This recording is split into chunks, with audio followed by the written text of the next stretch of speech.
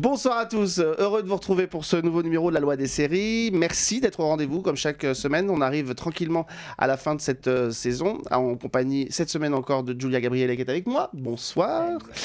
Merci, voilà, bravo. Et nos invités de cette semaine, un couple emblématique de Un si grand soleil depuis quelques semaines maintenant. Ils ont réussi à s'imposer face à l'adversité, face aux obstacles qui sont sur leur trajet. Regardez un petit peu, on a une petite photo de l'amour au sein de ce couple à l'image. Regardez comme ils sont beaux, les époux Cresson qui sont avec nous, Randiane Nally, Guillaume Delorme. Bonsoir. Bonsoir. Je suis très heureux de vous accueillir. Il y a quelques semaines, on avait l'impitoyable Lomière qui vous a foutu des bâtons dans les roues avec Jérémy Covillo.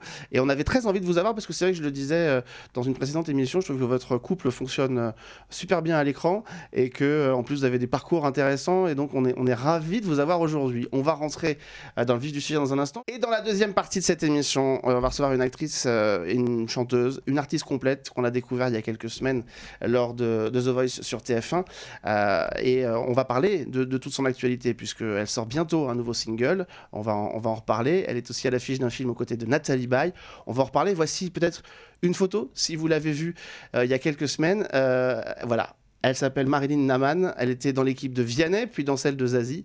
Elle est partie au Supercross Battle et on va en reparler tout à l'heure. Mais revenons à nos invités du jour. Randiane Nally, Guillaume Delorme qui sont avec nous.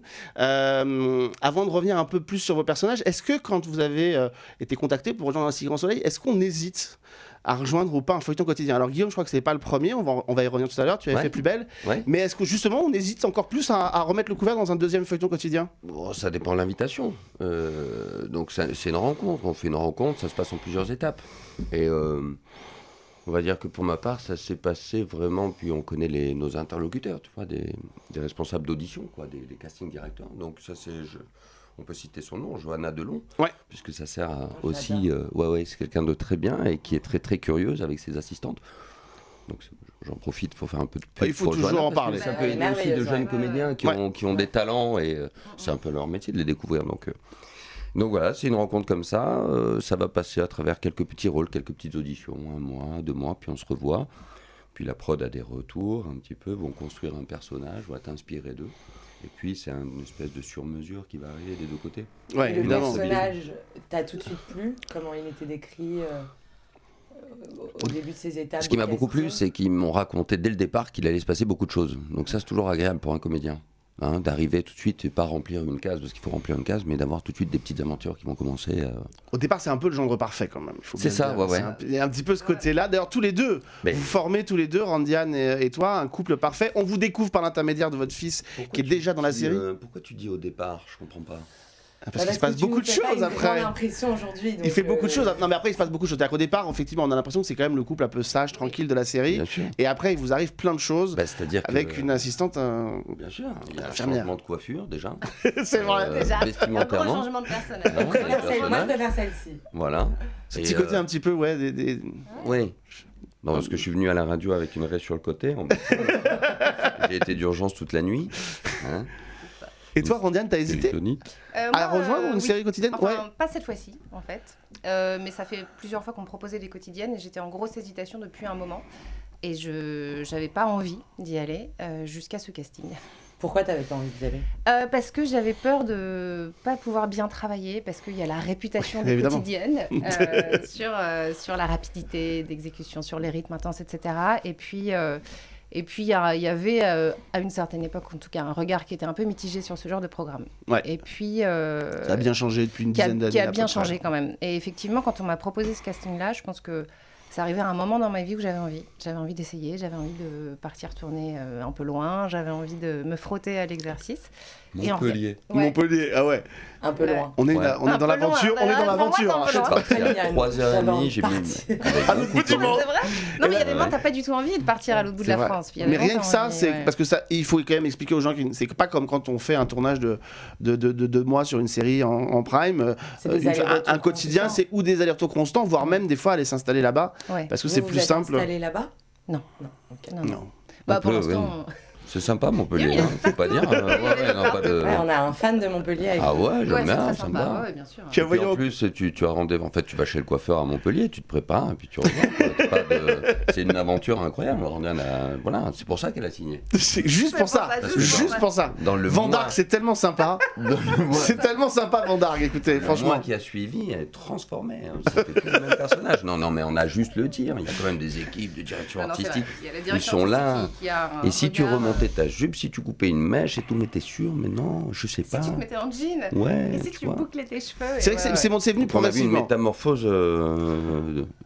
Pour Chloé, ça a été du jour au lendemain. Hein. Ouais. Ils sont venus me voir en me disant bon, écoute, on s'est planté sur ton look, on va refaire. Okay. D'accord. Et allez, on raccourcit tout. Ouais, on change. On coupe les cheveux, on raccourcit la jupe, tout. Non, mais c'est ça. Enfin, oui. En tout cas, ils avaient une volonté de la rendre un peu moins classique. Oui.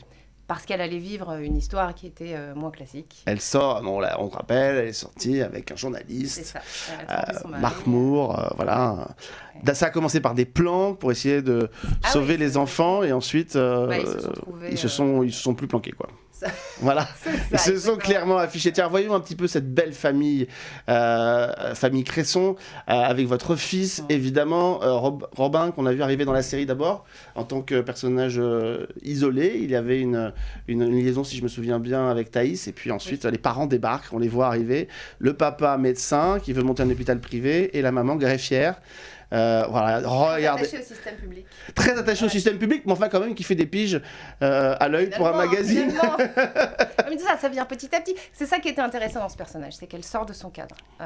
Elle commence très cadrée, très convaincue par beaucoup de choses, et puis petit à petit elle dérive et elle se laisse attrapée parce qu'elle vit et décontenancée, et puis elle finit par y aller. Mais c'est vrai que tu le disais tout à l'heure, Guillaume, assez vite, vos personnages et votre famille vont être frappés par plein de galères en tout genre. Ouais. Là, ce qu'on voit, c'est effectivement une maladie que chope votre fils à l'hôpital. Ah, je croyais que c'était nous qui avions une maladie. Non, ça pourrait. Ouais. Vu la tête que vous tirez, ça pourrait. Mais c'est vrai que le fils est à l'hôpital, il est dans le coma au départ, une maladie nosocomiale, je crois. Oui, mais voilà, tu vois, c'est des thèmes qui sont abordés, qui sont... voilà, il y a la construction d'un personnage, et puis il faut rappeler quand même que sous forme de série, c'est pas des personnages, des psychologies qu'on voit cadrés, hein, comme sur des unitaires. Ou des films bouclés, comme on va en parler par la suite. Vous allez en parler, j'imagine. Mais c'est des psychologies long terme, donc c'est des événements. Là, on parlait de maladies nosocomiales, tu vois, c'est quand même d'actualité, les staphylocoques dans les hôpitaux publics. Aujourd'hui, ces virus, le Covid, tu sais quand tu rentres à l'hôpital, mais tu sais pas comment tu ressors. Donc il y a quand même aussi des sujets à aborder où on commence à être un peu fébrile. On parle aussi, sans faire de politique, des manques d'investissement dans le système public, etc. Donc c'est vrai que quand tu as une vocation de médecin et que tu as fait tellement d'années d'études et que tu as, parlons d'Alain, qui est un peu le doyen, mais chef médecin de l'hôpital. Bon, Tonia Kissinger, qui dirige l'hôpital d'une mère maître. Qui est le médecin en chef, hein, en quelque sorte. T'es confronté à ces mêmes horaires, à ces mêmes difficultés avec ces restrictions budgétaires, manque de lits, mais ça c'est tout à fait une actualité. Et donc, le fait de vouloir tourner plutôt vers l'hôpital privé, puisque c'est ça. Voilà. Donc de traiter le staphylo ou les maladies nosocomiales pour... enfin, tu comprends, donc la question se pose, c'est une vocation de médecin. On essaie de s'impliquer, de défendre ça. Et alors la difficulté, c'est intéressant parce que tu te transformes peut-être pas de médecin à homme d'affaires si facilement. C'est quand même deux choses tout à fait différentes. On le voit dans son face-à-face avec Lomière. Oui, puis avec Elisabeth Bastide. Ou avec Elisabeth Bastide, qui est entre les deux. Qui lui dit, oui, mais alors maintenant, vous n'avez pas du tout bossé votre sujet, quoi. Christelle Labaude. Oui, Christelle Labaude, voilà. Encore une fois, c'est formidable d'avoir aussi l'ADN de la série tenu par Frédéric Van Den Dijk qui est formidable aussi. Ils sont tous les deux, ils forment un couple en plus détonnant. On sent qu'ils ont absorbé toute l'épaisseur de la série en 3-4 ans. Nous, on est nouveaux. Moi, ça reste... Enfin, je veux dire, personnellement, quand je suis arrivé, j'étais très attentif à leur travail. Parce que évidemment, tu arrives un peu stressé, tu as de nouveaux partenaires. Pas du tout. Voilà. Pas du tout stressé. Les jupes se raccourcissent très vite, donc c'est assez perturbant. Ouais, là, la jupe. Ceci dit, pardonnez-moi, on va voir la photo suivante. C'est entre sa femme et sa maîtresse, cet homme est quand même très... Regardez, comme... Et quand on les voit à toutes les deux à côté, on se dit, Exactement. cet homme a de la chance quand même. Voilà, donc c'est très difficile de se Franchement. concentrer. Ouais, tu t'en sors pas mal. Donc, Parce que là, on voit que l'épouse le et la haut, hein. maîtresse. Là, tu vois les blouses, mais les blouses sont vraiment raccourcies. Hein. C'est des crop tops. C'est des Quand crop est-ce qu'on tops. va raccourcir les blouses des hommes? C'est la question. Moi, oui, Très bonne on question. pourrait. Il y a des séquences quand même géniales entre vous deux. Quand tu lui en retournes une, ça, C'était très plaisant. ouais, ces séquences-là, C'est parce que elle a le rôle pas facile de la peste de la série, quoi. Donc, Qu'elle fait excessivement bien. ouais. D'ailleurs. Oui, qu'elle fait excessivement bien. Et puis, c'est l'antithèse de ce qu'elle est. C'est-à-dire qu'elle est tellement adorable. Et c'était super, on s'est bien amusé à faire cette scène. elle le fait excessivement bien. Et Jérémy Covillo fait aussi magistralement bien le personnage de C'est un salopard. ogre. Oui. Ah ouais, non, mais il est génial. D'ailleurs, j'imagine que tous les deux, vous avez envie que vos personnages, là, ils ont été un peu écornés, mais vous aimeriez que vos personnages aient un peu plus de failles, de fissures, de côté sombre peut-être aussi. Ouais. Que tu veux... Bah oui, côté sombre, je sais pas, mais en tout cas, de sortir des rails, comme on le disait tout à l'heure, c'est ça qui est intéressant. C'est quand on se retrouve bousculé. Et oui, moi j'ai très envie que Chloé vive plein d'aventures encore, parce que c'est ça qui est. D'aventure au rigolo à sens jouer. Chloé-tesque du terme ou pas parce Non, que- c'était Elle des veut aventures kiffer, malgré clairement. tout, d'aller planquer dans une voiture. Je veux dire, au-delà de l'aventure extra-conjugale, il y a aussi des aventures qui mettent un peu de piment dans le quotidien. Et... Avec César Méric Mais qui c'est est bon, si on parle de formidable. la série ou de la vie, c'est très très Non, je parle embêtant. de Chloé. Je parle de Chloé et de ses Ah, aventures. Avec Marc Moore qui est formidable aussi comme Ouais. comédien, César Méric qui est vraiment génial et c'est vrai qu'il y a une distribution et on en parlait un peu tout à l'heure, mais c'est vrai que le regard sur le feuilleton quotidien a changé et aujourd'hui on voit arriver des comédiens qui sont rompus à l'exercice, qui connaissent et qui sont bons dans la série. C'est vrai. Avec un tissu qui est pas évident parce qu'encore une fois il faut que vous soyez bon vite Exactement, il y a un rythme élevé. et très souvent.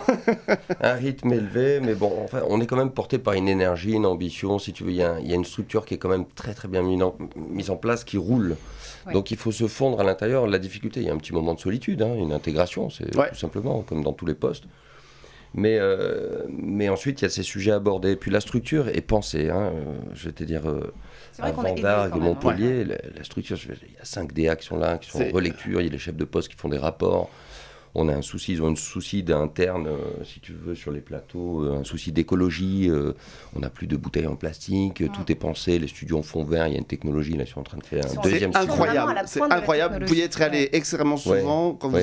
vous avez là-bas, vous avez 3 blocs avec les décors et juste à côté vous avez les bureaux Oui. de production. Donc Oui, s'il y a oui, besoin de réagir, Voilà. ça se fait assez Et rapidement. tout est pensé, là, tout de Il y a suite, une tu vraie parlais. ambition. Tu vois, il y a donc Ouais. cet aspect écologique, il y a un deuxième studio, il y a une ambition, une énergie. C'est la première fois que j'ai découvert des QR codes au plafond avec des C'est catadiopes de vrai. caméras. Donc il y a vraiment quelque chose d'innovant.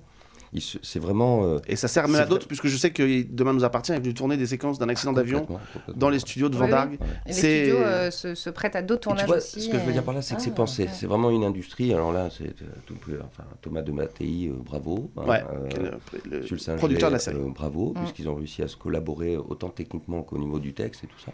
Et, Ouais. mais à des points assez intéressants. C'est-à-dire que là, on traite, nous, à travers cette intrigue et notre fils, d'un double adultère, de répercussions au sein d'un couple, service public, service privé. Donc, c'est des éléments très intéressants. Et pour autant, ils l'ont pensé suffisamment pour aussi qu'on se retrouve sur des plateaux en traitant d'un adultère avec une équité, avec une parité de réalisateurs hommes-femmes, par exemple. Oh, c'est génial. Moi, Ouais, il m'est ouais. arrivé dans les moments un petit peu délicats de réaction de l'homme cocu, je me suis retrouvé. Mais je trouvais ça super. Je me suis retrouvé qu'avec des femmes sur le plateau. Je me suis dit, tiens, c'est intéressant. Parce que je suis cocu, j'ai qu'une envie, c'est monter au créneau et c'est m'expliquer avec ma femme. Et ce jour-là, évidemment, cette semaine-là, que des femmes. Alors du coup, c'est intéressant puisque on a un différent prisme. Alors tu t'investis dans quelque chose et puis tu as des retours, tu as une direction. Et ça, alors ça te demande des ressources, ça te demande d'aller t'y coller parce que finalement, dans la vie, tu n'aurais pas l'occasion Non, évidemment. d'être D'avoir ces dirigé par une ouais. femme sur un adultère dont tu es cocu, si tu veux faire. Donc voilà, tu vois, tout est pensé original, c'est original et c'est actuel. Ouais. Voilà, ça, Et c'est la quelque grande chose force, qui- évidemment, et c'est ça qui explique aussi le succès de la série, qui, on le rappelle, un si grand soleil en termes d'audience, c'est aujourd'hui le feuilleton numéro 1 en France sur les 3 feuilletons pour l'instant qui existent. Évidemment, on voudrait, pour l'instant, parce Oui. que bon, Exactement. Visiblement, ils seront à nouveau 4 dans pas très très longtemps, sur TF1 notamment. J'avais envie qu'on puisse repasser aussi en revue un petit peu votre parcours, qu'on essaye de savoir un petit peu par où vous êtes passé. Alors on le fait comme on le fait régulièrement avec nos invités, avec des photos. Je vous demande de réagir, on ne s'étend pas forcément sur chacune des photos, mais l'idée c'est de savoir voilà, par quoi vous êtes passé. C'est toi qui... Non, on parle pas là. Première Oui, photo, ça concerne l'un d'entre vous, mais évidemment il ne sera pas sur la photo, mais c'est quelque chose que j'ai découvert concernant l'un d'entre vous, qui n'a pas fait que la comédie. C'est pas moi. Est-ce que tu vois... Caron. Ouais, je me disais... ça te rappelle quelque chose ou Ça me pas? rappelle quelque chose, ouais. Avec Marie-France Brière. Tu as été animateur d'une émission sur France 2, Vous savez, au tout début de ta carrière, en 2000 ou 2001? Premier rendez-vous, ça devait être 2000. Premier 2001, rendez-vous, ouais. 2001, je crois. Une émission de quoi? Une émission de dating? C'était un blind date. Non, pas blind date, comment on appelait ça? Oui, Non, blind Tu date. recevais des gens qui se rencontraient en blind date. C'était... Comment ça s'appelait cette émission de notre époque, là? Studio Ménage, là? Non, comment ça s'appelle? Studio Manège. Ah, t'es à Tournée Manège. Tournée Manège. Moi, j'étais pas née. Oui, Tournée ça Manège, va. t'étais pas née? Non, j'étais pas née. Tournée Manège. Bah oui. Et là, c'est la nouvelle génération. Tu es resté, je crois, 6 mois à peu près dans l'émission. Oui, ça. Et t'as aimé? Oui, c'était intéressant. C'était intéressant. Alors j'avais fait, mais j'étais déjà à l'époque sur une série qui s'appelait La vie devant nous et qui me prenait beaucoup de temps. Et il me semble que c'est Aude-Charlon. Aude-Charlon. Aude-Charlon, ouais, c'est ça, tout à fait. Charlon. Qui est resté à l'animation, et l'émission n'a pas duré très longtemps derrière aussi. Mais oui, parce que j'étais après. Il fallait que j'essaie un peu tout. C'était très intéressant. C'était Marie-France Briard, on était, une grande productrice, c'est elle qui a lancé Fort Boyard sur TF1. Voilà, j'avais un très très bon rapport. Elle était venue me chercher comme ça à la sortie d'un plateau et finalement j'avais fait quand même le choix de continuer ma petite aventure avec mes collègues de plus belle de La vie devant nous. De La vie devant nous. Tiens, bah regarde. J'ai du mal. Photo suivante. On y est. Regarde. Voilà, les voilà, tu vois. Les voilà.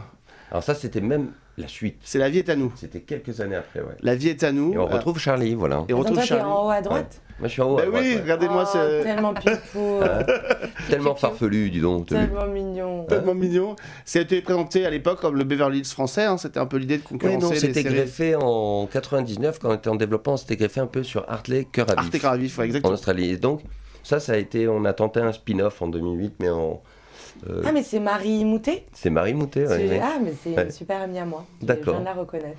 Eh ben écoute, je lui dirai. Et J'ai il me rencontré une semble qu'en bas, copine c'est hyper aussi farfelue. quelqu'un qui était sur Demain nous appartient Et aussi. Camille de Pazis. Camille à de gauche, Pazis ouais. qui était sur Demain Ouais, nous ouais. appartient, qu'il a... Bon, évidemment, elle est morte dans Demain nous appartient, comme à peu près tous les personnages, quand ils finissent par rentrer dans la série, Ouais. ils finissent par repartir les pieds dedans. C'est un peu comme l'hôpital, on disait tout à l'heure. Quand vous rentrez dans un Elle est fauteuil... repartie les pieds devant. Ah, elle est repartie les pieds dedans, elle a d'accord. été assassinée. Tragiquement, sur une plage, mon Dieu. Non, mais voilà. Et en tout cas, cette série, Génération, on en parlait avec Charline, justement, il n'y a pas longtemps, vraiment une génération de comédiens qui ont explosé un peu partout. Il y a eu Louise Monod aussi qui est passée par Il y a Louise qui est la passée. série. Enfin, Voilà, voilà. il y a beaucoup de monde. Il y a beaucoup de monde qui est passé par cette... Mais celle-ci, c'est 2008. Non, La vie devant nous, c'est la c'était suite. 2000. Ça, c'est la suite. Ouais, On 2000, retrouve 2001. très peu de choses de ces séries-là. Malheureusement, Ouais. ça n'avait pas bien marché. C'est vrai que TF1 après avait diffusé le matin à 6h du matin, ce qui est quand même dommage parce que c'était vraiment... 6h du matin? Ouais, ils avaient fini par le diffuser de 6h du matin. Donc, Quelle et idée. c'était très... C'est ça. Bah, il fallait épuiser les épisodes tournés. Donc, alors que c'était vachement bien, Il y a eu franchement. beaucoup de diffusions, de rediffusions. Ouais, sur On plein de continue, chaînes du câble. on Oui, continue avec une autre photo, voyons Bien. voir. Ça, c'est moi. Ça, c'est Ah toi. bah oui. Ça, c'est moi, On ouais. te voit. En On me 2011, voit, ouais. Les Ouais. Semaines de Lucide, Oui. première, je crois, fiction de Série De Club, Série Club, oui. avec Elodie Frank qu'on Ah, voilà. reconnaît, Elodie, et puis Avec plein de gens super plein de gens talentueux, super, hein, ouais. que Ouais, des ouais. gens très talentueux d'ailleurs. sur cette super photo et dans expérience cette quand série. même. C'est Ouais, le premier gros génial. rôle. Oui, premier rôle récurrent. Ouais. Ouais. Et très chouette expérience.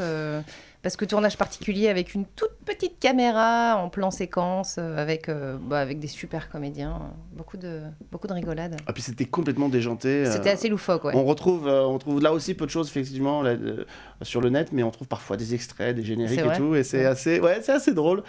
Puis on voit le côté très très sage quand même de Oui, Rangan. oui.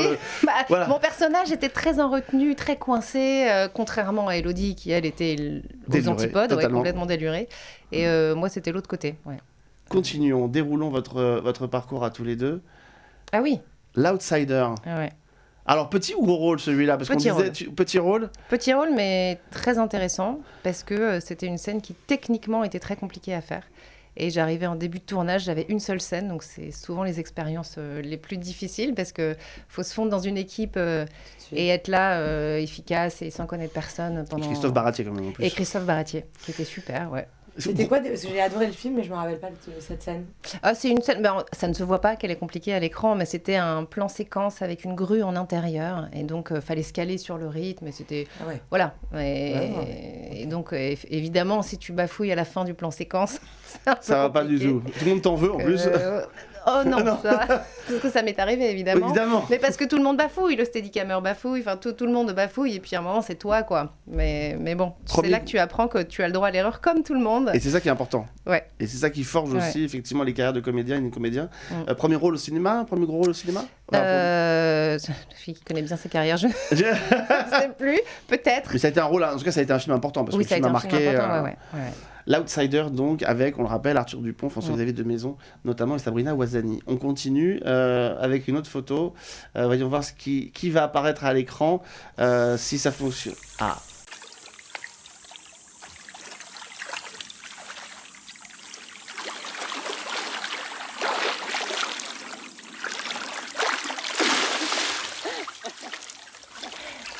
T'es complètement folle.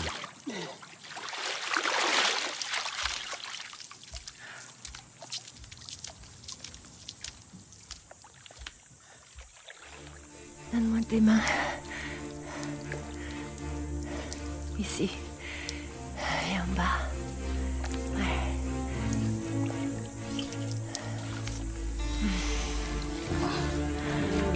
Et voilà. Et ouais, parce que tu as joué Alain Delon à la télévision, je crois. Hein. Dans ce Ouais, biopic c'était de un joli Romy film, Schneider. ouais. C'était un biopic de Romy Schneider, allemand, autrichien, français, coproduit par France 2. Et c'était une super expérience, c'était vraiment intéressant. J'ai découvert la vie de Romy Schneider. Et alors, là, pour la petite anecdote, ce qui est sympa, c'est que ma rencontre avec le réal à Berlin, qui s'est fait il y a Juliette Ménager, j'étais au théâtre chez Jean-Claude Brialy à ce moment-là, au Bouffe Parisien, avec Bruno Fink. Et donc, du coup, en ayant fait 2 allers-retours à Berlin, je suis retourné, puis il écrivait encore, c'est sur 3 époques, c'est vraiment un très très joli film, un budget de 7 à 8 millions d'euros. Ce qui est considérable pour la télévision. Voilà, Enfin, voilà. 100 minutes, c'était vraiment très bien. Et il retouchait des choses, et on faisait des impros, enfin, on travaillait un peu les scènes quand j'allais à Berlin. Et puis il construisait le rôle de Jean-Claude Brialy, meilleur ami de Romy, Delon, etc. Et je leur ai dit, mais attends, mais il faut absolument que tu prennes l'avion, parce que Jean-Claude, je le vois tous les jours, moi. Et puis il est encore là, au réalisateur Bruno Fischer. Et donc du coup, il a pris l'avion avec son chef-op, ils sont venus au théâtre, puis on a passé un moment avec Brialy. Il nous a raconté des anecdotes. Alors, le réalisateur était avec un traducteur, puisque... Évidemment. Voilà. On est rentré dans le bureau des Bouffes Parisiens chez Jean-Claude Brialy, j'en ai un souvenir magnifique. Et donc il nous a fait rentrer, il avait encore un peu comme Alain Delon, plein de petits souvenirs, un bureau auquel on a rempli un musée, quoi, un petit musée. C'est génial. Ah, c'est ouais, génial. ouais. Et donc on a partagé des moments super, puis après on est parti 4 mois en tournage. Et puis, En tout cas, si Ça jamais Delon vous inspire et vous plaît, il y a ce livre qui vient de sortir, qui retrace toute la carrière évidemment en photo, notamment d'Alain Delon, et préfacé donc justement par Alain Delon, et évidemment qui retrace les grandes époques, notamment la piscine, avec Romy Schneider, sa grande histoire d'amour. Voilà, ça vient de sortir, donc n'hésitez pas si vous aimez Delon. Autre photo, on continue, on déroule. On entend rire. Alors, quel idiot. quel idiot! C'est le clip d'Angèle Ouais. dans Balance ton quoi, Ouais. où on te voit, alors évidemment en arrière-plan, on est dans une scène de tribunal et on te voit très. Alors, il faut arriver à trouver un plan où on te voit bien, donc effectivement il y a celui-ci. Ouais. C'est une blague, oui. Oui, c'est une blague, ouais. Ouais. Mais le clip alors, c'est. Bon, c'était sympa, puis c'est notre génération. Ouais. Donc moi j'étais heureux de participer, parce que c'est vrai qu'à la base je le connaissais pas Bah, encore non, mais vraiment, elle démarrait, Angèle, hein, c'était son premier tube. Ouais, donc, donc je connaissais pas trop, puis je fais un dîner à la maison et mes sœurs arrivent et je leur en parle, et ma petite sœur me dit mais quoi, Angèle? Moi j'ai dit ok, bon je rappelle demain. Et je les ai appelés, puis c'était drôle en fait. Et le clip est chouette. Assez sympathique, participer, et puis surtout le fond, c'est bien que ça existe en fait. Ouais. Mais c'est horrible d'entendre quelqu'un qui a le même âge que soi dire non mais c'est une autre génération. Ouais. C'est horrible. Allez, hein, on passe à la Lui, il est suivante. lucide. Bah, Alors lui au moins toi, il est lucide, c'est ça Je change. sais pas quel On âge elle a, s'en Angèle. prend des petits Oh, la coups. 25, Angèle, elle a 26. 26, je crois. 26, ouais. Ouais, Ah lui met oui, non mais t'as raison, c'est notre une génération. petite oui. vingtaine quand Ouais, même. une petite vingtaine, hein. Voilà. Allez, je ne sais pas que vous êtes notre génération, cher ami. Je t'écoute plus. Mais pardon, Regardez. c'est pas Angèle, hein, c'est Angèle. Angèle. Oui, Angèle. Parce que le Angèle... Et là, évidemment, c'est un des... On parlait de feuilleton quotidien tout à l'heure. Tu as fait partie notamment de la dernière arche de Fabienne Cara dans Plus belle la vie, avant qu'elle ne meure aplatie dans une voiture. Tué par des militants d'extrême droite à la mairie de Marseille. L'expérience Plus belle la vie, ça t'a représenté quelque chose pour toi de particulier ou pas? Pas dire de bêtises comme ça, oui, c'était intéressant. Bah si, c'était ça. Mais j'étais pas d'extrême droite de la mairie de Marseille. Non, elle finit mourir, elle meurt par des militants d'extrême droite. C'est ce qu'on découvre dans la série. D'accord, je resitue, non pas vous. Ah non. Mon Dieu. Non, pas vous. Les personnes. Bon. Oui, c'est vrai que ça me dit quelque chose. Et non, l'expérience formidable. Ça s'entend. Voilà. Eh ben écoutez, je vous propose. Formidable. Non, c'était intéressant. Alors là, toujours pareil. Ce qui est intéressant, c'est les faits divers. C'est-à-dire que c'était un député. Mon personnage était un député, mais qui était de formation, qui était un avocat et qui combattait les commerçants de dodo là. Donc comme il y avait eu les effondrements des immeubles mal entretenus à Marseille, ils avaient transposé un peu ce fait divers. Donc c'était un petit peu l'avocat contre les gros promoteurs, les marchands de lits, quoi. Et en fait, pour expliquer, au sein de la mairie de Marseille, le concurrent de Samia, qui à un moment donné va rentrer à la mairie, est un militant d'extrême droite qui n'accepte pas évidemment qu'une jeune femme d'origine maghrébine soit à la mairie de Marseille. Et donc, ce qu'on découvrait à la fin de la série, c'est qu'il avait effectivement commandité un tueur pour partir et l'assassiner quand elle est en Algérie avec son frère. Il nous reste... Du coup, elle fait des enquêtes policières maintenant. Et du coup, maintenant, elle fait des enquêtes policières dans section de recherche. Et elle vient de dire qu'elle était partante pour empiler dans la série si elle revenait sur TF1. Donc, elle va ressusciter d'entre les morts. Ça, c'est ce qu'on risque de découvrir. Donc, peut-être, écoute... À 13h. Ouais, à 13h, c'est ça. On continue. Il nous reste 2 photos à voir. Et ça, je voulais en parler parce que j'ai vu que tu avais participé à Baron Noir. Oui, ouais. Quelle expérience. Quelle expérience, j'imagine. Ziad Doueri, le réalisateur, est extraordinaire. C'est une énergie, une intelligence et vraiment une ambiance de tournage assez dingue. Et à la fois techniquement et humainement, c'était vraiment un tournage super, parce qu'avec plein d'acteurs extraordinaires, et puis vraiment ce réalisateur qui amène j'ai envie de dire force vitale, mais vraiment quelque chose d'incroyable. C'est un immense réalisateur. Immense. Et je me souviens que sur cette série, il avait vraiment envie d'amener du mouvement tout le temps partout, avec la caméra et avec les acteurs. Donc personne n'était jamais assis, sauf dans certaines scènes, mais il y avait vraiment cette volonté de mettre de la vie et du mouvement et de l'énergie tout le temps partout. Et c'était vraiment génial. Ouais. Et si j'avais voulu faire la transition, je crois que j'aurais pas pu m'y prendre mieux, parce qu'il me semble qu'il est libanais. Oui. Et que justement, ça va faire la transition avec notre invité qui va arriver dans un instant. Ziad Doueri qui a signé Cœur Noir pour Prime Video, qui est formidable. Si vous ne l'avez pas vu, sur les combattants, les forces spéciales françaises engagées en Irak en 2016, et qui est en train de tourner une nouvelle série pour Canal+, qui s'appelle Fièvre, qui se passe dans l'univers du foot, et qui, à mon avis, s'annonce comme étant extrêmement importante. Je ne pourrais pas faire aussi bien que Randian dans l'énervement, et pourtant, on parlait d'avoir été dans un tube pour notre ami Guillaume, mais Randian aussi, elle a un tube. Regardez cette photo, forcément, ça va vous parler, parce que, évidemment... Évidemment, mais cette pub... C'est le truc, on s'engage pour une pub et on n'imagine pas qu'on va être dépassé à ce point-là par par le nombre de diffusions déjà, parce que c'est jusqu'à la gardienne de l'école de ma fille qui m'en parle. Et oui, puis pour le coup, on s'est vraiment bien amusé parce que... Vous savez quoi, on va rester chez vous. Mais c'est ça, mais je l'ai regardé il n'y a pas longtemps d'ailleurs, parce que moi je l'avais vu au début et puis je ne l'avais pas re-regardé. Il y a des variantes en plus. Il y a des variantes. Il s'appelle Romain. Il est super. Et pareil, réalisateur Afid, super cool, super intelligent, pareil, super énergie. Donc, un tournage où on a bien rigolé. Et alors, je sais pas, c'est une pub qui est... Ils viennent de racheter un an de droit, donc on n'a pas fini de la voir. Ouais, mais Kring Kring, la machine, un petit peu, non, mais c'est sympa. Ouais. Et surtout que ça fait partie de ces pubs qui sont réussies parce que ça donne aussi, ça tient à l'énergie des comédiens et à ce que vous mettez dedans. Donc, merci, on s'est bien amusé en tout cas. Ouais, ça va devenir ça devient un classique et c'est vrai qu'on ne peut pas rater une page de pub sans la voir. Et alors maintenant que tu es dans un si grand soleil, j'imagine que le télescopage entre les gens continue. J'ai noté dans les commentaires sur Facebook que je lis que certaines personnes me surnomment Direct Assurance. C'est devenu mon nom. À la tort, Direct Assurance, d'accepter les avances. Oui, je suis vraiment identifiée avec Direct Assurance, c'est horrible, le pauvre. Franchement, je te plains. Mais enfin, voilà, parcours effectivement riche. On passe de Direct Assurance à Arziad On voit Douari. l'étendue de ta palette de jeux. Mais vous avez tous les deux effectivement des parcours. Et moi, j'aime bien aussi, à chaque fois que je reparle de cette série, notamment La vie devant nous, ou La vie est à nous, de voir cette génération de comédiens qui a émergé dans cette série et de voir qu'aujourd'hui, chacun, alors pas forcément tous au même niveau, mais vous avez tous éclos un peu partout dans des univers différents. Et c'est ça qui est vraiment chouette, quoi. On a vu le passage à Lista Lioni, Louise Monod. Ouais, c'est vrai, c'est sympa de les retrouver. Il y a une belle génération de comédiennes et de comédiens. Ben justement, puisqu'on parle de génération de comédiennes et de comédiens, on va enchaîner sur la dernière partie de cette émission. Je voudrais vous montrer un montage photo à l'écran. On a résumé ses prestations dans The Voice. En 4 photos, ce parcours de notre invitée Marilyn Naman qui est avec nous. Bonsoir. Bonsoir. Je suis très heureux de te recevoir parce que c'est vrai que pendant ton parcours dans The Voice, donc on le dit, tu es passé par toutes les étapes, tu as été jusqu'à ces fameuses Supercross Battle, Oui, c'est ça. Donc au départ avec Vianney et ensuite volé par Zazie. Et donc tu as terminé l'aventure avec Zazie. Mais c'est vrai que tu as fait partie des talents qu'on a remarqué. On avait reçu il y a quelques temps un autre chanteur de The Voice qui s'appelait Hayden et qui nous avait dit combien effectivement t'avais marqué.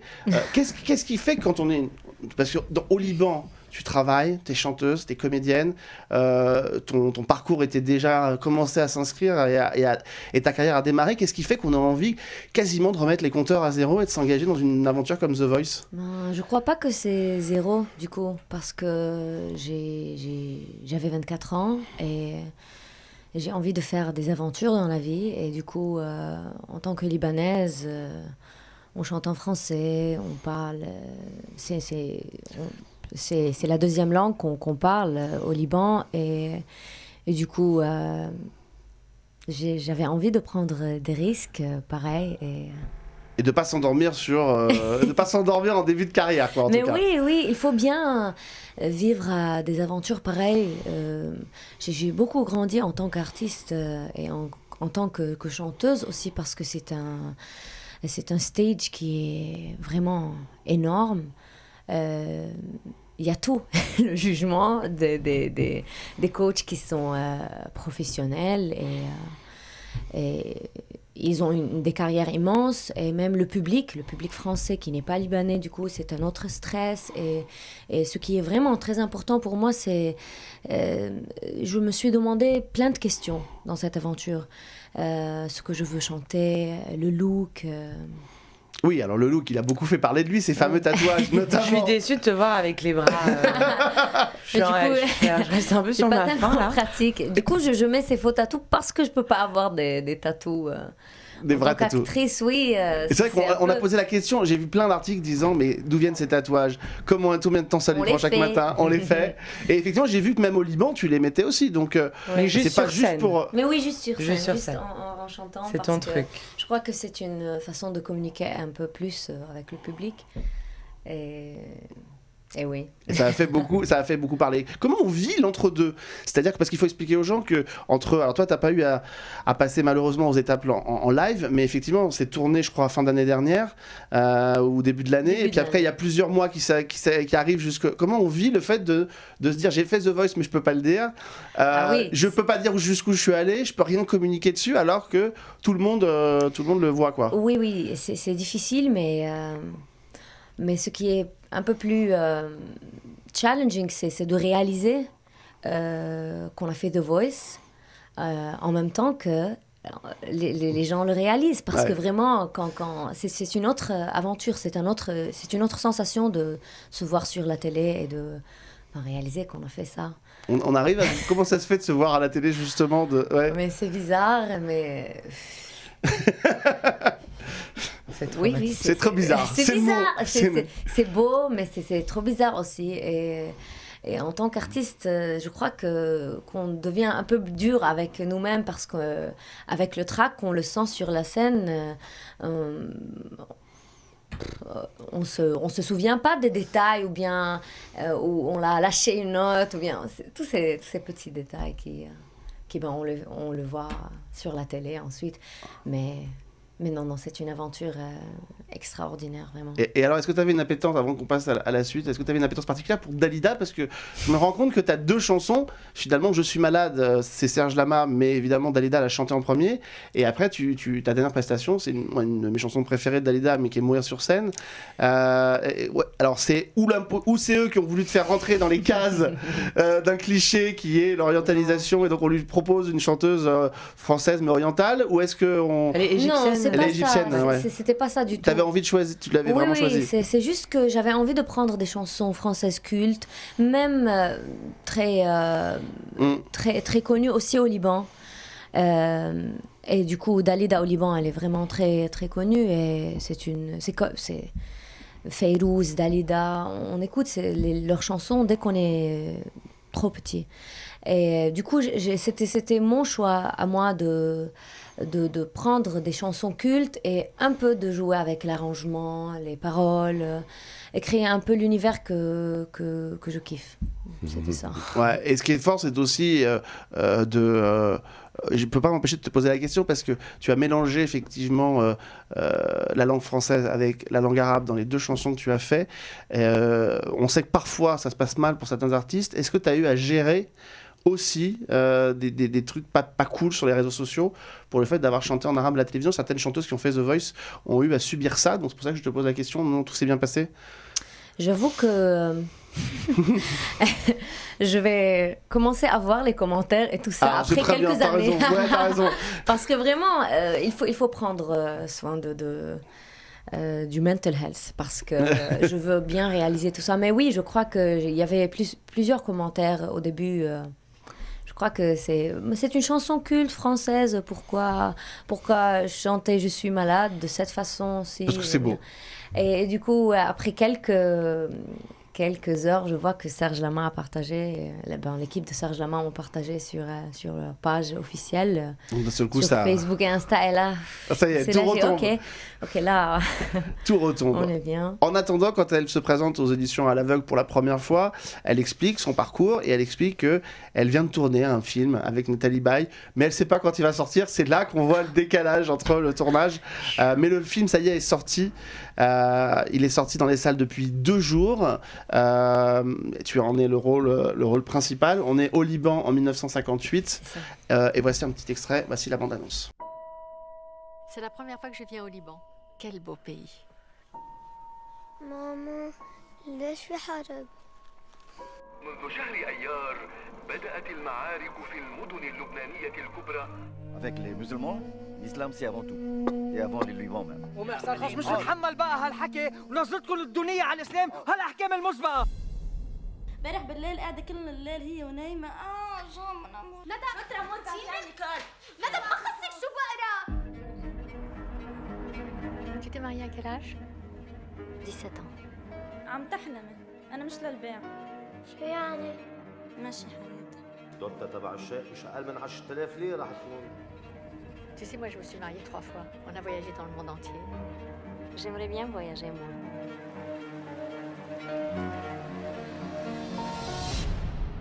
شو عملت اليوم؟ أنت تركتينا اليوم. بتعرفي انك حبيبة قلبي، انت حبيبة عمري، انت يا حياتي. نحن ما بدنا نعمل مثلك ليلى، بدنا نعيش حياتك. C'est l'histoire d'un amour éternel et banal qui emporte chaque jour tout le bien, tout le mal. Avec l'heure où l'on s'enlace, celle où l'on se dit adieu.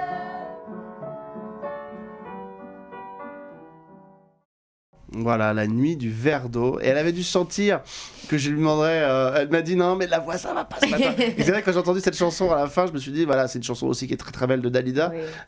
Et là, voilà, franchement, rien que pour son kiff personnel, quand même, d'être dans un film avec Nathalie Baye, c'est quand même pas mal, quoi.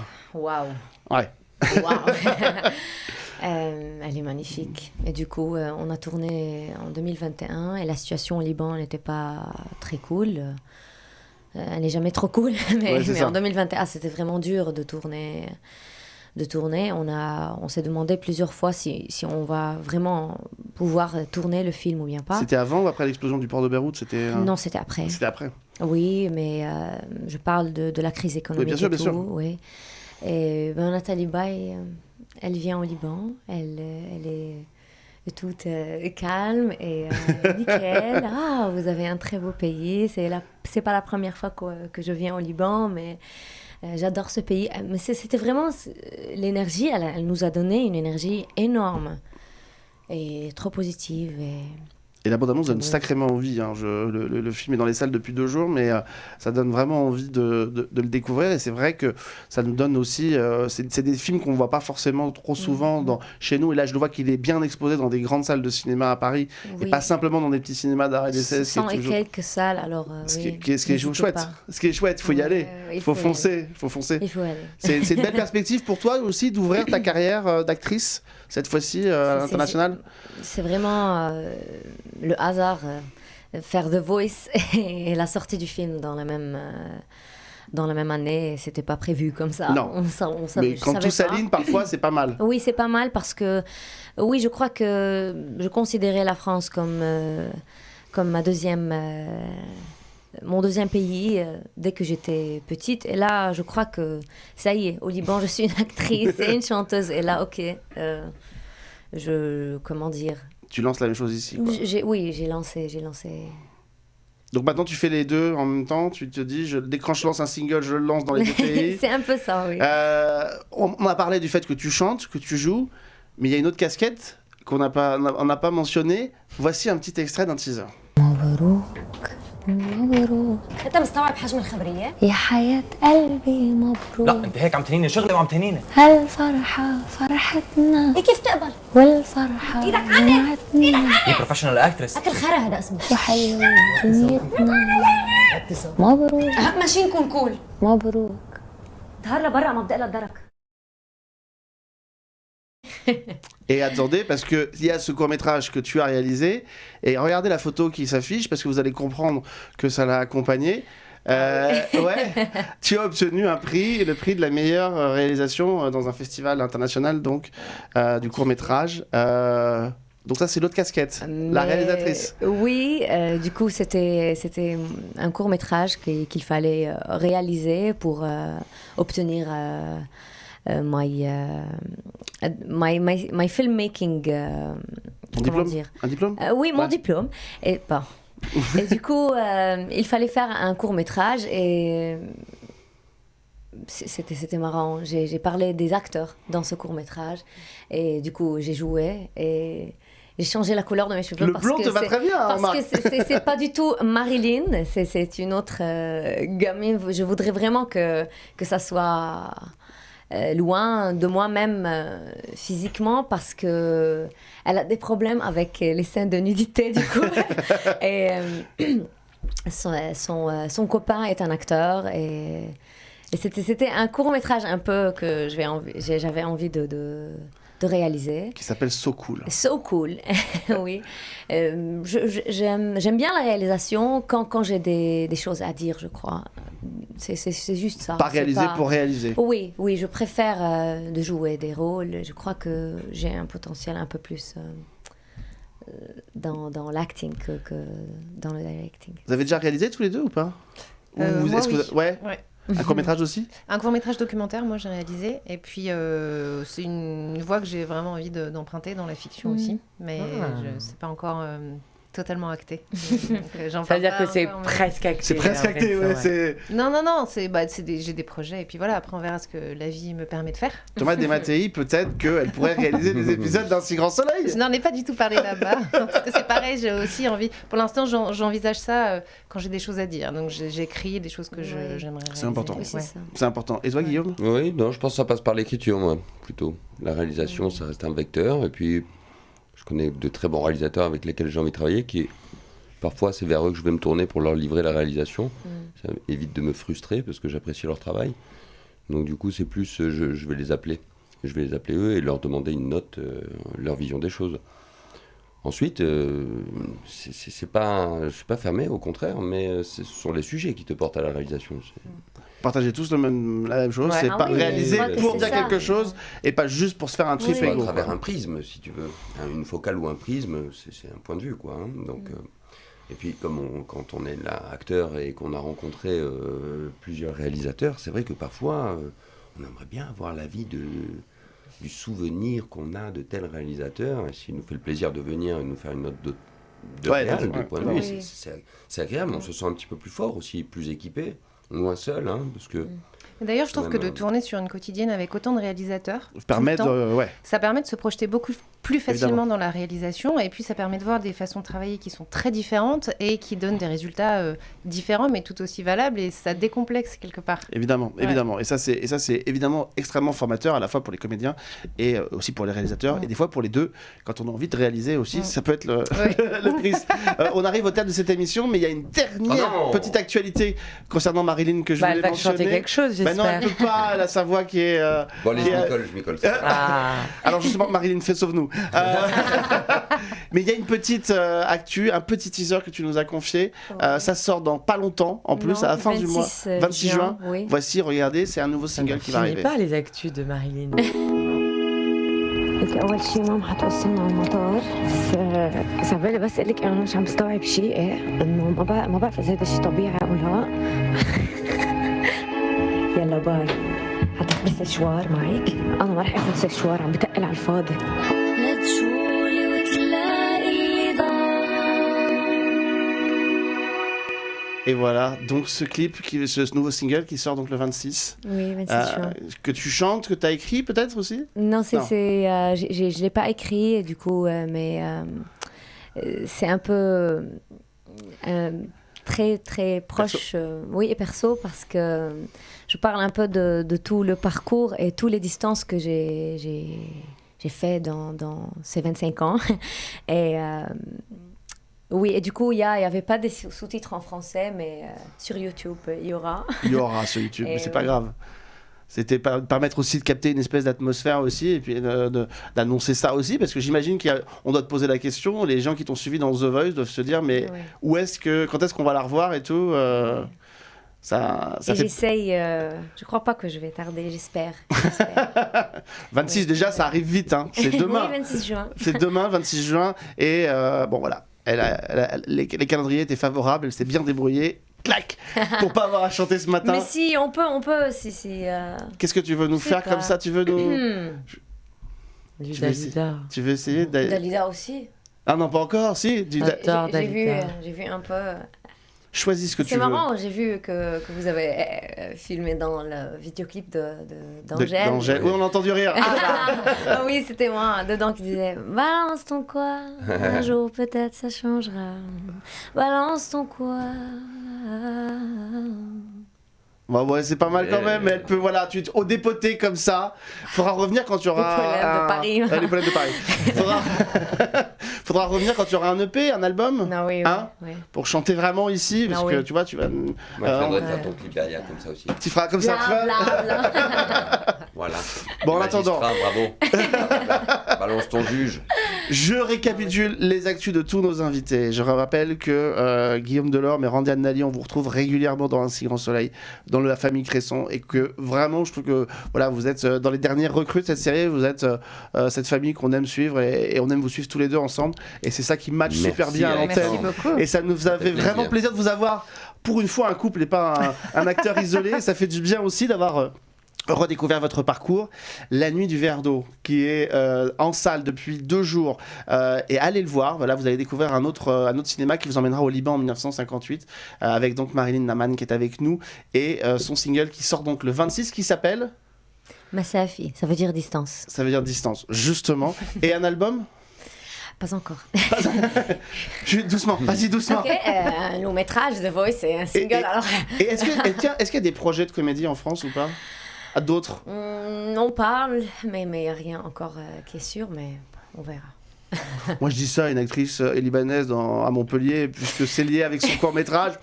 Ça pourrait le faire, hein. Thomas Desmattei, si vous nous écoutez. Marilyn Naman, elle serait pas mal, hein. Ça ferait un peu de... Ouais, il faut y penser. Il faut y penser, je vous en prie. Je dirais combien je vous dois à la fin. En tout cas, voilà, on avait envie de pouvoir accueillir aussi des nouveaux visages qu'on espère retrouver très vite dans d'autres projets en France, des singles, des films, des séries, pourquoi pas réaliser tout ça. Et puis vous deux qu'on était ravis d'accueillir. Je remercie Sophie Tonelli qui est en plein festival de télévision de Monte-Carlo, avec les équipes de la Si Grand Soleil que j'embrasse et qui nous a permis de faire ces émissions. Toute l'année avec vous, exactement avec Fabrice, Mélanie, Moïse et puis la dernière c'est Emma Coberti qui est aussi. Et puis je remercie les équipes Nine et Justine pour The Voice qui nous ont permis de te faire venir ici, profiter de la faire venir alors qu'elle est de passage en France et qu'elle retourne au Liban très très vite. On a eu beaucoup de chance nous. Ouais, on a eu du bol, merci beaucoup. On se retrouve la semaine prochaine avec Ariel Malek qui sera notre invité pour une autre émission. Et puis on parlera des Feux de l'amour et du hasard, une pièce de théâtre qui se joue en ce moment et tout l'été à Paris. Merci Julia, à très vite. Avec plaisir. Merci à Romain Son qui était à la réalisation et à la semaine prochaine.